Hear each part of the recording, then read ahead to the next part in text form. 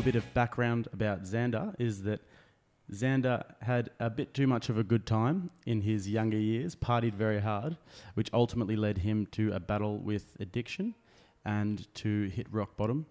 And since then, Zander has had to turn his life around, but he's done it in such a way that he's polarized his attitude so that his mind and body is now in such a healthy state that he runs marathons. He knows everything that you want to know about nutrition, and we're going to be going into detail about all of that. So how are you, Zander? Yeah, pretty good. Big intro. Yeah. I sound like a bit too much of a superhero, but yeah, I'm up good. there. That's Just good. having a good time, and thanks for having us on here. No worries. So what are you up to for training at the moment? Training at the moment is a lot of running. Yep. Had a marathon a few weeks ago now, the Great Ocean Road one. Yep. 42 Ks? 44, that one. Yeah. It's a bit further from Lawn to Apollo Bay. But now I'm just back full training again. Got a few more runs later this year, and spending a lot of time in the gym and the swimming pool. Awesome. So what are the runs that you've got later on in the year? I've got towards the end of July, there's one called Stadium Stomp, which is at the MCG, which is you pretty much have to run up every step in the MCG, so that'll be So what, you have to go to all of the different stands and go 7,300 steps that you go up. I mean, I was at the MCG last weekend watching Collingwood versus Carlton, and I was pretty puffed out going from the first floor to the fourth floor. It's gonna be. I got up to the fourth floor, and the view from up there was pretty good. You could see everything on the ground. Yeah, well, I haven't been there for a while, but it intimidates me just to think about. Do you know how many steps there are? No, but I know you're going up 7,300 of them. So yeah, and is it just a run so that you can just to do, or is there a it's just another challenge. So it's just a good goal behind? I've set myself, and I've got a training partner, Dom, who has started doing all these runs and stuff with me, who I train in the gym with, and she's said, yeah, let's do it, and so we've signed up for it. Yeah. What other runs have you got coming up? Later this year, I'm going to be doing the half marathon at the Melbourne Marathon again, which I did last year, but this time I'm going to make it a lot more difficult for myself, and we can get into that a bit later on, just exactly how I'll do that. Awesome. So as we said at the start of the show, you've come a long way in the past 3 years.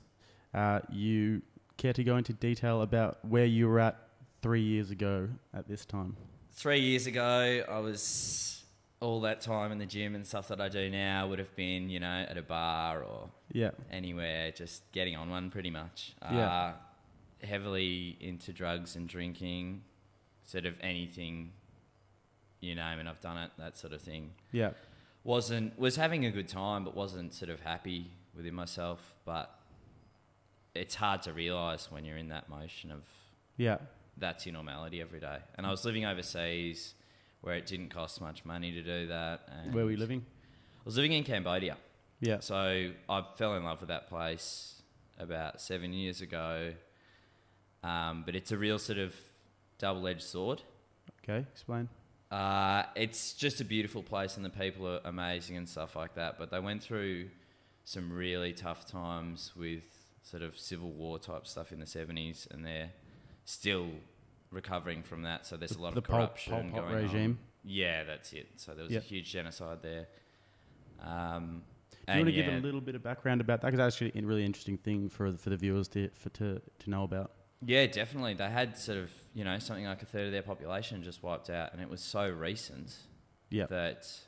Having been to Cambodia myself, you can feel it in the air. It's this punitive feeling in the air, and like a lot of these people that you're seeing would have lost fathers and even brothers, sisters. Every single person there has lost someone they knew to it. Like, you don't see many elderly people there because it was just like a whole generation was pretty much wiped out. Yeah, and they used... The idea of it, right, was that he wanted to wipe out educated people.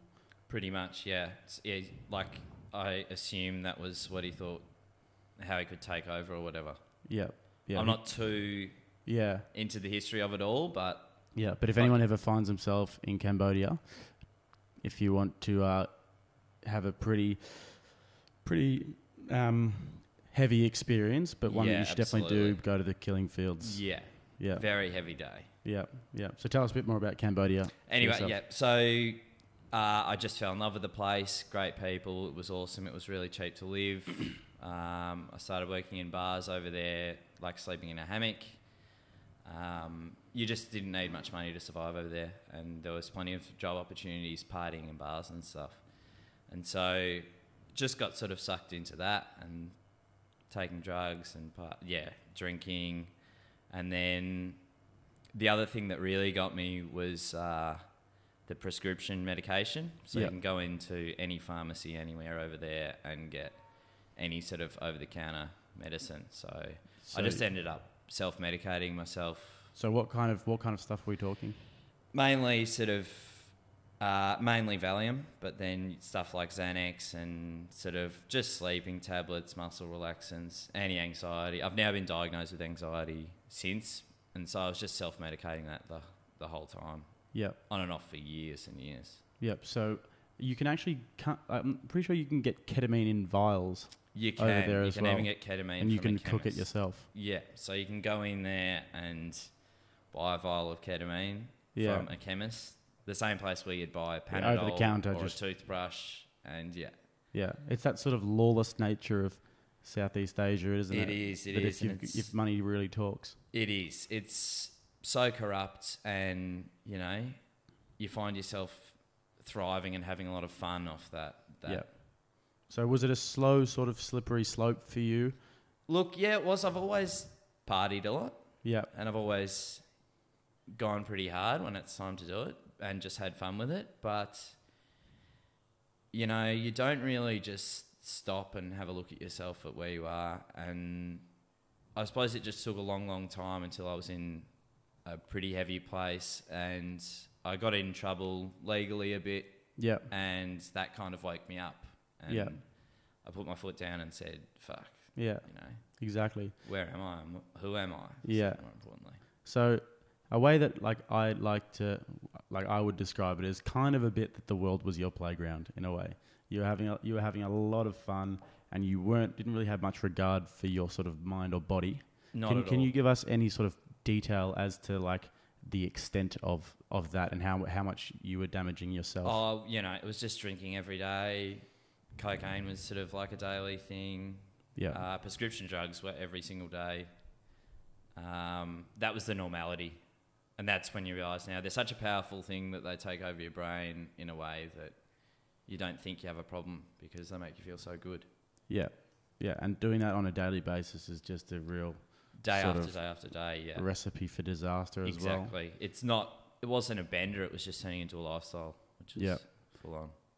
And physically, where was your body at? I was very, very malnourished, very skinny. Couldn't sleep, It was just needed and then my anxiety was even more built up, so it was even hard to get out of bed without, the help or aid of alcohol or something else.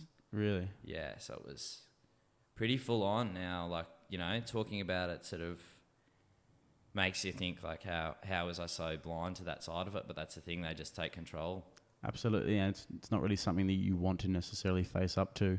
Yeah, either. Definitely. It's much easier to sort of hide your head in the sand and just keep partying and doing that thing. Exactly, because you still have fun partying, and it's just easier to say, this is a fun way to do it. I'll get on with this, but it's just not. It's not going to work in the long run, is it? Yeah, exactly. And you have got to sort of built up a bit of a bravado as well, you might say, and like the attitude, like the carefree sort of attitude. Yeah, but definitely. Maybe what you see on the surface wasn't so much what was really going on internally. And I've spoken to a lot of people about my anxiety, and they are really surprised. Yeah. Because I'm always smiling and happy and hyperactive and want to get into stuff and stuff like that. But it's something that I didn't realise that I'd hidden for such a long time. Yeah, yeah. So and hidden so well. Yeah. For you, was it just a thought that you couldn't maybe quite place, or feelings that you couldn't quite place, or did you? Yeah, I just didn't think. I didn't know anything about mental health, and I didn't have any big thing that had gone wrong in my life, so I didn't give myself the excuse to say, you know what, it's okay to not be okay. Yeah. If that makes sense. Absolutely. Yeah. Absolutely. You didn't really have any in a turmoil to really put your finger on. Yeah, correct. So it was just like, here I am. And the other thing was living in Southeast Asia. You see so much poverty over there. You think, I don't have the right to be complaining about anything in my life when these guys have nothing and they're happy as Larry. Yeah, absolutely. And was there a time when you were in Cambodia, like when you maybe, were up for a few days or something like that, where you kind of hit any low points that weren't quite the rock bottom that made you sort of turn your life around? I was just so used to the ups and downs and, coming down after big days or big weeks or, whatever it was. Nothing really stands out. Yeah. It's sad to think that a lot of it's a blur and I can't really place now. It's affected my memory, so I can't place on when things happened. Yeah. Because it's all sort of blended into one. Yeah. And yeah. Absolutely. It just feels like it was a few months when in reality it was years. Yeah, far out. And then you sort of a crossroads happened for you. Do you go into definitely. detail? I found myself in a bit of trouble and pretty much said, I've got to change. And so I put myself into clinical detox and that lasted a week. Do you want to go into detail for people who might not know so much about what that is? So clinical detox is pretty much like a hospital. And just so you were back home at this stage, right? Yep. So I'd come home back to Melbourne and I've realised that I needed to change severely. Yep. And as you can as you've learnt from my personality so far, it's very black or white. Yep. And so the change wasn't giving me anything small. And so it needed to, I needed to fix myself. There was a big problem and I needed to face up to the demons that I have going on. And I did that. And so I went into clinical detox, which is a hospital type environment, but pretty heavy because there's a lot of people getting off years of drug use and there's a lot of mental health problems in there. So it was pretty eye-opening, pretty confronting? Very confronting, very, very confronting. For a lot of people in there, it was a step before jail, so it was a very prison vibe about it. Yep. And you had to, it wasn't the most comfortable situation to be healthy in, and when you're kicking, a lot of years worth of damage of alcohol and drug use, it was, a dark time. So you, I'm assuming goes without saying that you would have had moments when you looked around and you're kind of like, how did it get to this? Absolutely. Yeah, that was the exact thing I was going to say next. Yeah. Like you just look and think, how did it come this far? Yeah. And, just because you're telling yourself you're happy with something, it sort of felt like I was just lying to myself with having so much fun about it. Yeah. It was, sorry, flustered me a bit there. Yeah. But, it was really like you wake up to it and you think, fuck, things do have to change. How did it get here? Yeah, absolutely, absolutely. And then it was a process from then on. You must have realised at that time, okay, things have got to change. This is not where I want to be. This is not where I'd imagined my life going. And then what happened in your head? Basically, I had so much time to fill and I was pretty confused and a bit lost at first and I didn't know where to take it, and that's when fitness sort of saved me, in a way you could say. And all things fitness, I sort of took them on and gave them a crack. Yep. And it's just saved me on physical health is just skyrocketed since then, and my mental health is so much better and I'm so much happier. And yep. How much did it take you to reach that low place for you to have that sort of turnaround, or did you have an inkling that you wanted to do that beforehand, or did you have to go there? Did you have to ride that wave? The hardest part was doing the hard steps of getting to the stage where I've been at for maybe the last 6 months or so. Yep. So knowing what I wanted, but then having to do the hard yards of just not even training for something, but just being happy with the level of health that I'm at. Yeah.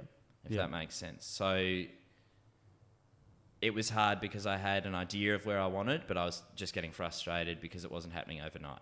Yeah. And so it's something to realise that I'm so much more patient now than I was then, because things don't just happen overnight, and you have to work hard at them. Yeah, no way. And so obviously you have, as you've just alluded to, you take baby steps towards these goals. Yep. What were the baby steps for you at the start? Well, actually at the start there were no baby steps. Yeah, and I was training for a 100-kilometre ultra marathon, and this was a couple of months after I'd finished. Straight after detox, I had 6 weeks of rehab. Yep. And during that I was training because, I wanted to prove to myself that I could do something with myself, because it was such a rough patch for me. So I was training for this 100-kilometre run, and I was doing really well, and then I did something like, it was a 53-kilometre run, and I got home and I was pretty sore, and then 2 days later... Out of the blue, 53-kilometre run? Or I was training up to it, but yeah. It wasn't too out of the blue, but it was a big run. Yeah.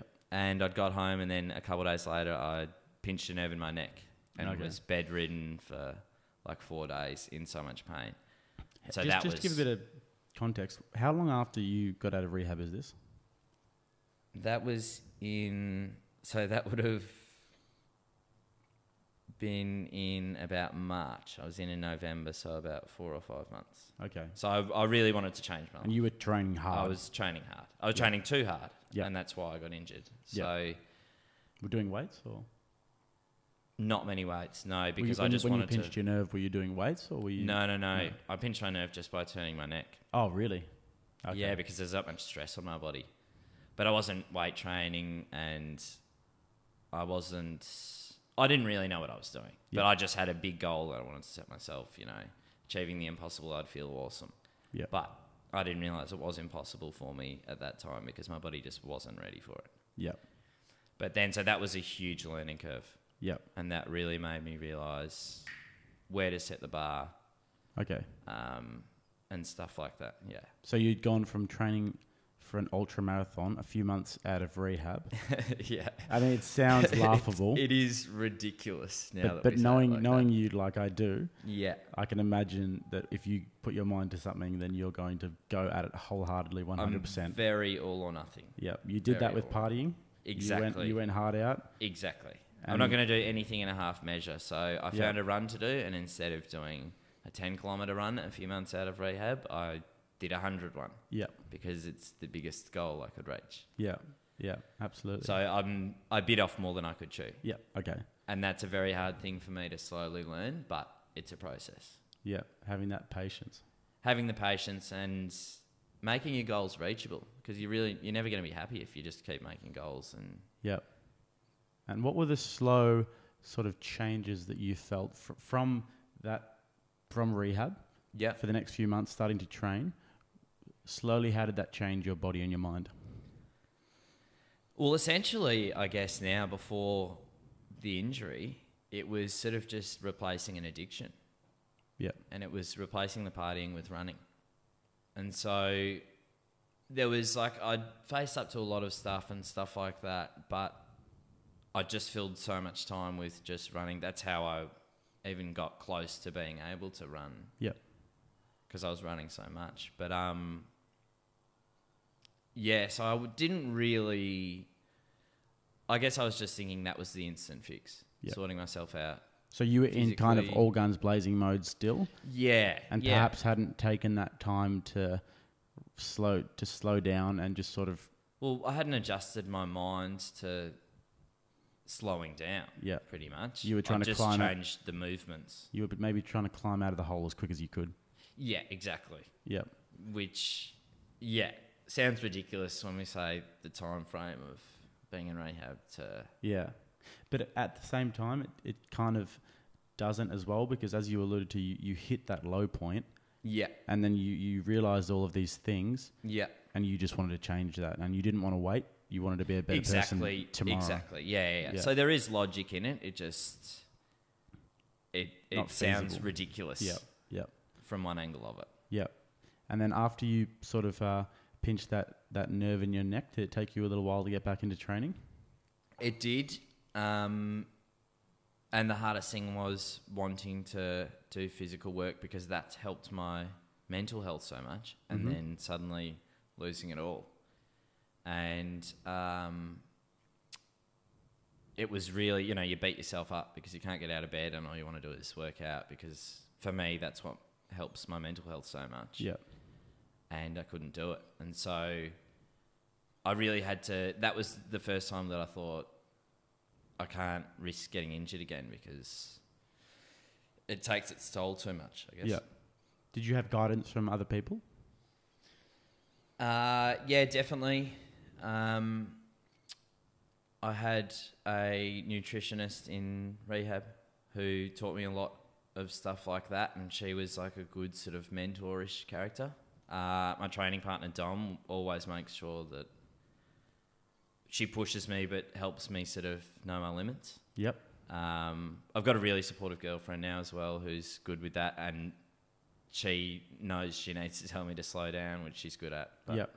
Doesn't get too frustrated about. I've got a really good support group, all of my close friends and everything. Yeah, as you said, you haven't had any major things in your life that would sort of contribute to any turmoil. So you're in a pretty good place to sort of to be up and away from here. Yeah, exactly, definitely, and that's what's helped me bounce back to where I am sort of now. Yeah, and yeah, you can't do anything without support. Yeah. So what came next? Your nerve in your neck heals up? And then I got back into swimming. I'd done a lot of swimming sort of, I suppose, late high school. Yep. And I got back into swimming, which was, it's non-impact, and it's also just a great meditating sort of thing, and so that just built up my mental strength really well, because you don't have any noise or distractions, and you're slowly getting your body stronger. And so going in the pool really helped me start recovering, and then I just took it easier pretty much, and I just learnt that I had to. Yeah. See, for me, and I'm sure that there are many people who can relate to this, I find things like running and swimming so repetitive and quite tedious. And that's why with physical activity, I love playing footy and I love martial arts as well, boxing and stuff.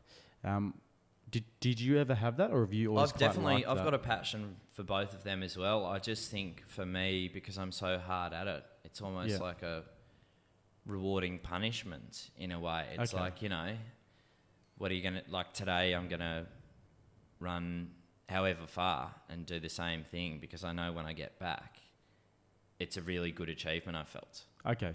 So it's taken you a while to build up that strength where you can overcome that mental hurdle? Exactly. And that's also why I love it, because you've got such a, if you set yourself a goal of playing well in a game of footy, it's sort of harder to read, whereas if you're setting a goal like, I'm going to run this distance in this time or something, it's very easy to read, and you can...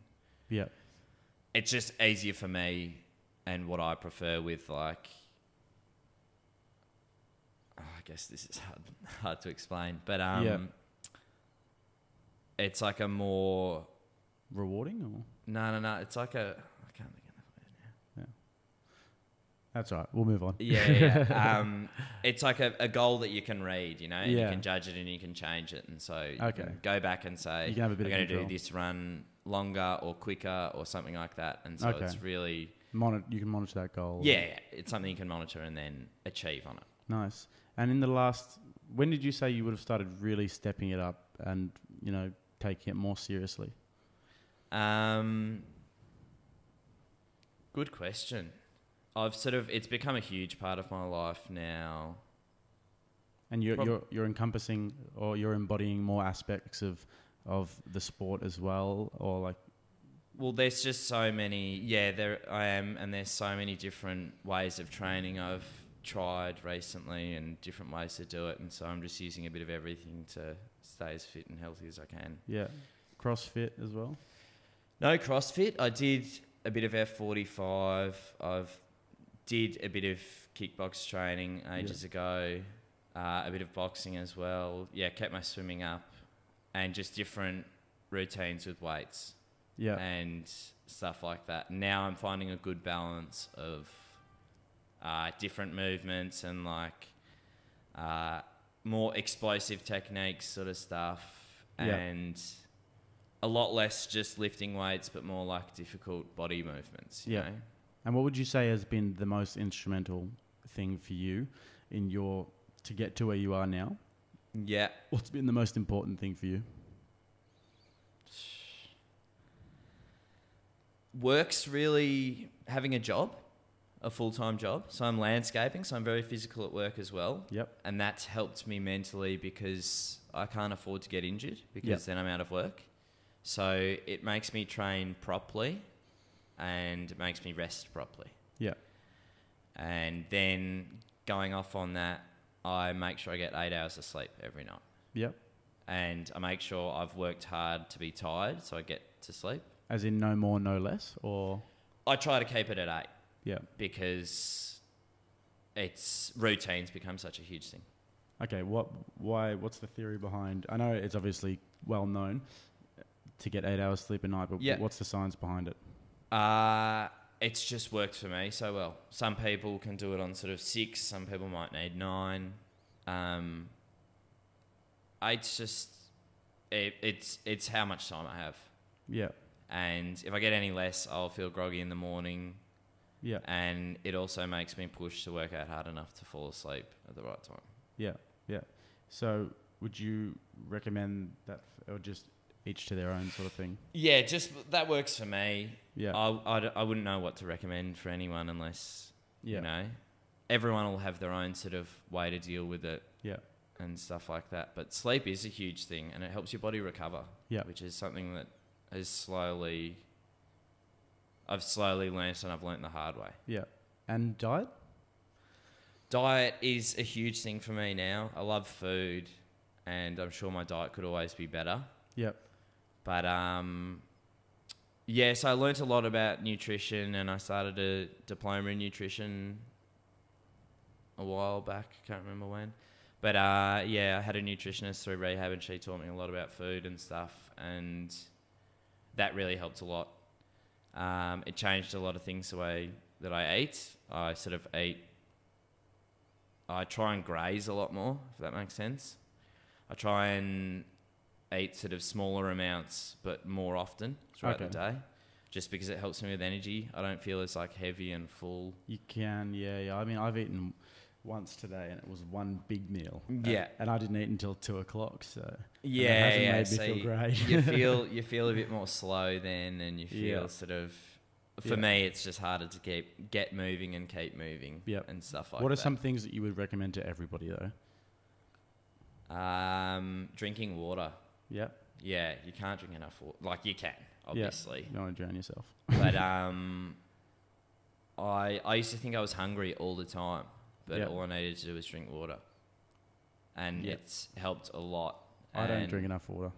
Yeah, see, that's every time I say something like, drink a lot of water, everyone always says they don't drink enough water. Yeah. What kind of, how much do you drink a day, or how do you because I'm physical a lot during the day, it's probably 3 to 4 litres, which is huge because I will be sweating a lot, and I'll be doing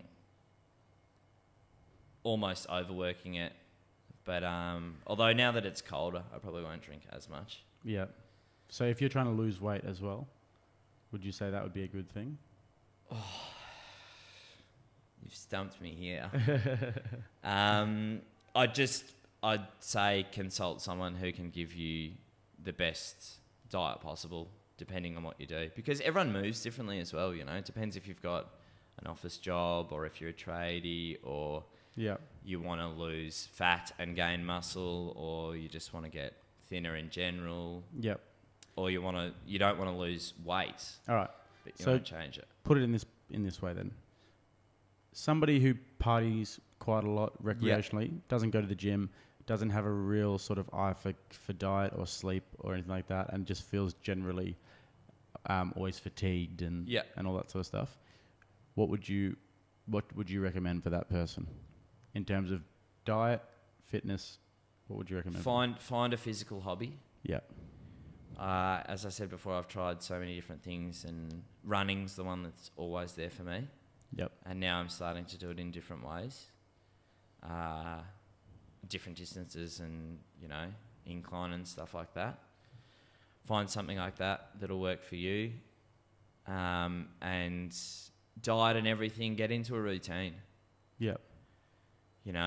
Whatever works for you around however you sleep and work and everything like that. And what works for you is to eat maybe 5 or 6 times a day, but smaller sort of meals? Yeah, I still don't even get to do that. I'll eat sort of breakfast and then have lunch, but I'll have something in between, and then I'll have 2 dinners.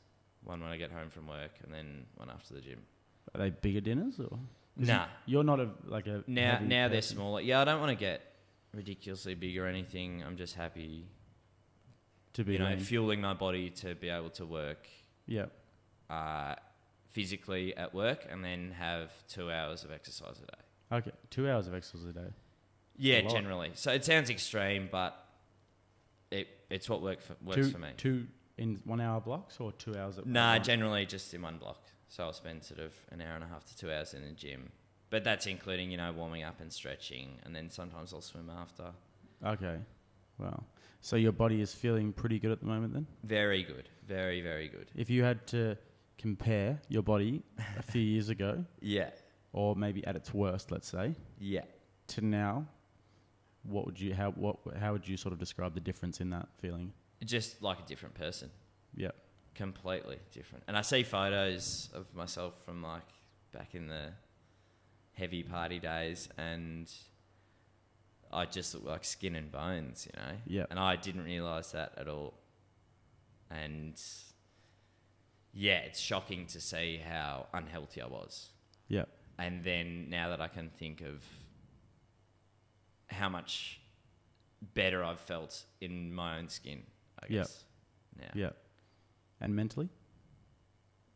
Just mental health's a constant battle. Yep. And that's another thing that's hard to learn.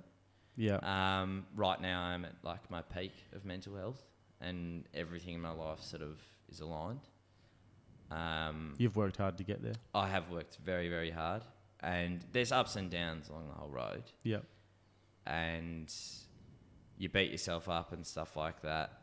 But yeah, it's an ongoing battle, and you can't just expect to reach a point and then go back to your old ways because you did that one thing once and you feel good about it. So you've got that instant fix. Yep.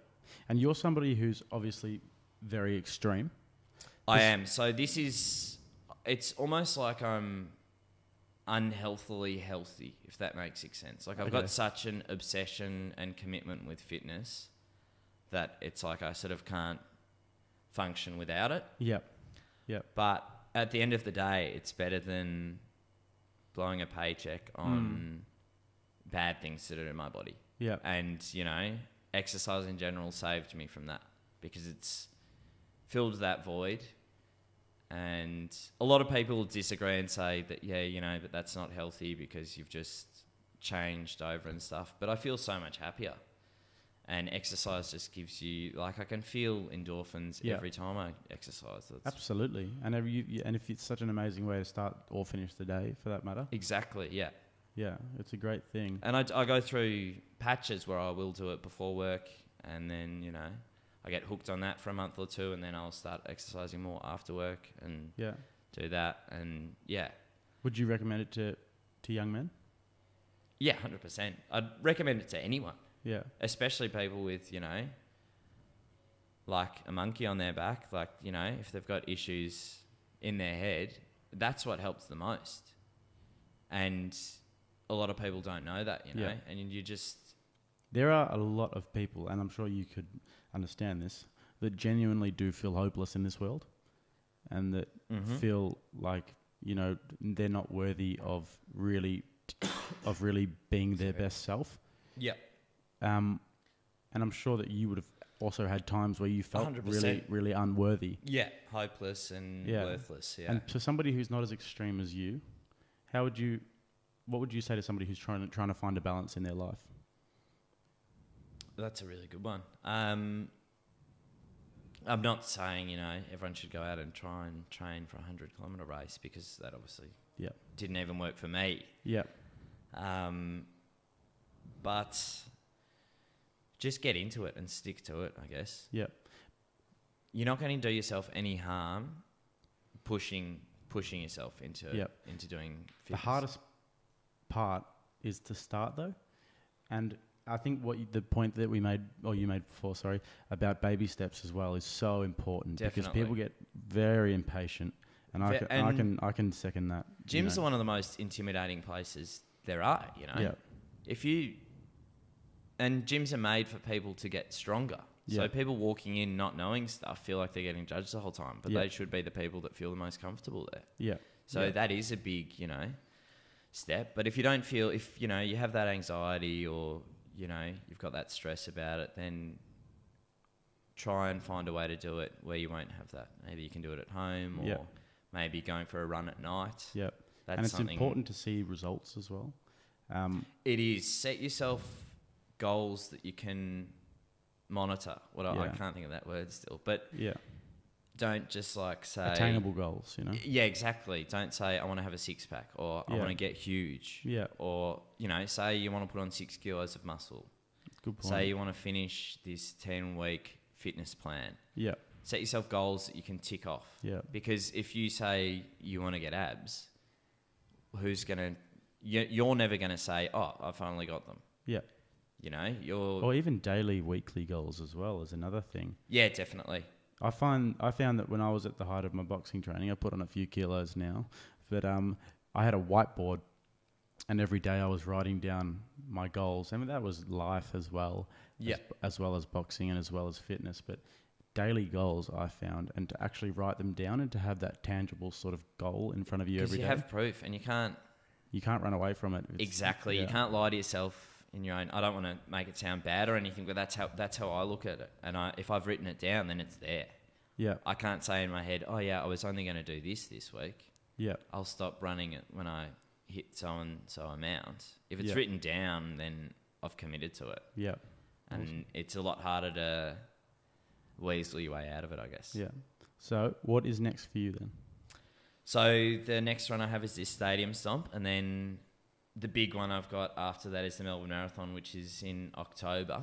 Yep. It's a while away, but I've come up with a pretty interesting way to try and get donations coming. Yep. So I'm running the half marathon, which is a touch over 21 kilometres. And for every $1 raised, I'll be putting 5 grams onto a weight vest that I'll be running the 21Ks with. Wow. So I'm going to cap that off at 12 kilos, which will total to $2,400, which I think is doable, but I'd be over the world if I could raise that much. I'll be chucking a few bucks in, that's for sure. Yeah, well, we can chuck the link on this. Yeah, I'm absolutely. sure people can hit it up. But the money's going towards... be in the description. Yeah, the money's going towards a village just out of Siem Reap in Cambodia. Yep. The charity's called One Family at a Time. Okay. They do awesome stuff over there, and they're basically putting kids through school and giving everyone jobs and just stuff that we take for granted. How did you learn about this charity? So a friend of mine has started it up. A friend of mine's mum, and she's on the board of it, and her mum's running it, and they go over back and forth. And obviously we both have such a big love for Cambodia, so I love learning all about it and stuff. Yeah.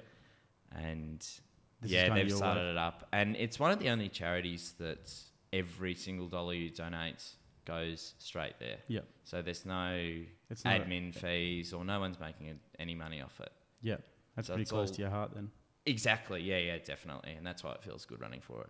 Have you been doing anything else in the way of raising money and charity and all that sort of stuff? Nah, not yet, because I've felt I wanted a fun way to do it. Yeah. And this now appeals to everyone, because people can see their dollar go to people that need it, or people can see their dollar strapped as weight onto my chest. So it's a fun little new thing I'm going to try. Yeah, I'd pay to see you with a big weight on your chest. Exactly. So it's appealing to all the people that want to see me suffer in pain as I'm running through that half marathon. Love it.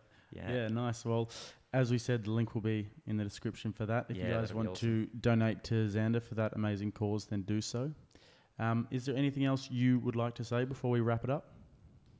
No, thanks for having me. I didn't want it to sound so serious and dark and stuff like that. Yeah. But it's good to getting to the issue of stuff. Yeah, absolutely. Even if just one person watches this and is having a bit of a shit time and they go out and go for a run or something, it's been successful. Awesome, yeah. I think just sort of chatting about this stuff, and especially with young men as well, talking about these things, absolutely, being really open about it, and it can make even a small difference. That's one thing. It did take me a long time to get this stage to speak so freely of this, and I never would have thought I'd be on a podcast talking about my mental health issues. But it gets easier, and you do feel a lot better talking about it. Well, that's what we're doing, trying to break down the walls of the big hoo-ha about mental health and talking about it, because we all have feelings. Take down the hoo-ha. Yeah. Hashtag get down the hoo-ha. Alrighty, well, thank you so much. It's super inspiring. Thanks, mate. And so hopefully we can have you again on the podcast at some point. Beautiful. And keep track of your progress as well. Definitely. And donate to the cause. Awesome stuff. And if anyone asks, guys, you heard it on the Vine. Thank you very much. Thank you.